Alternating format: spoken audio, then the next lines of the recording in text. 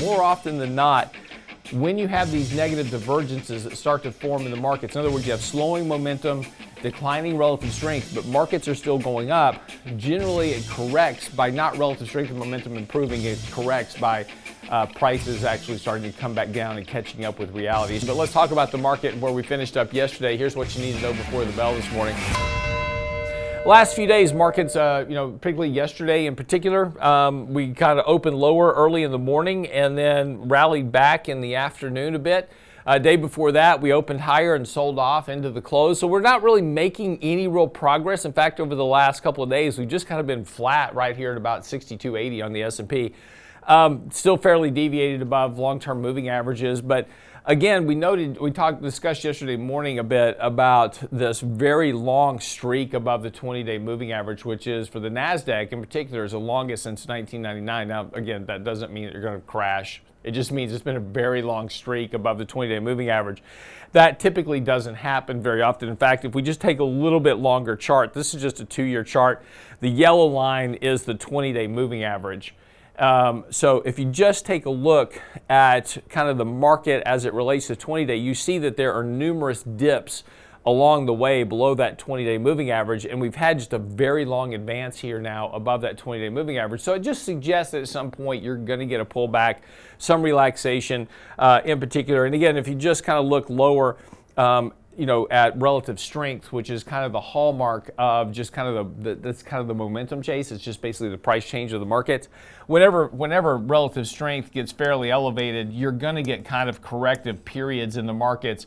And importantly right now, we've got what's called a negative divergence. You have declining relative strength while the market is going up.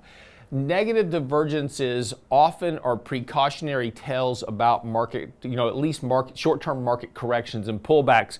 So again, it's worth paying attention to the fact that you are developing this negative divergence in relative strength. You also have a building negative divergence now in momentum at the same time that the market is moving higher. Again, that doesn't mean markets are going to crash, but it does bring up the risk of at least a short-term correction in the markets, because more often than not, when you have these negative divergences that start to form in the markets, in other words, you have slowing momentum, declining relative strength, but markets are still going up, generally it corrects by not relative strength and momentum improving, it corrects by prices actually starting to come back down and catching up with reality. It's just right now we have a bit of psychological kind of move in the markets that's just really kind of pulling the market higher. Nobody wants to be out. Everybody wants to be in. Nobody wants to sell anything right now. Hey, I get it, because, the market just keeps kind of going up every day.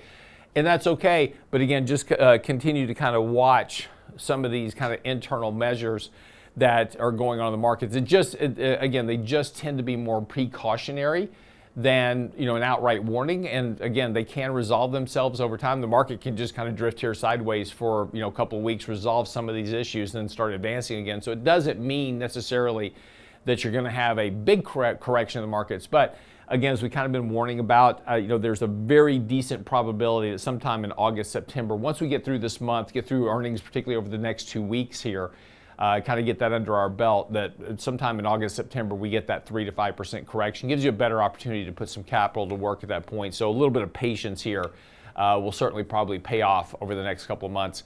But that's what you need to know before the bell this morning.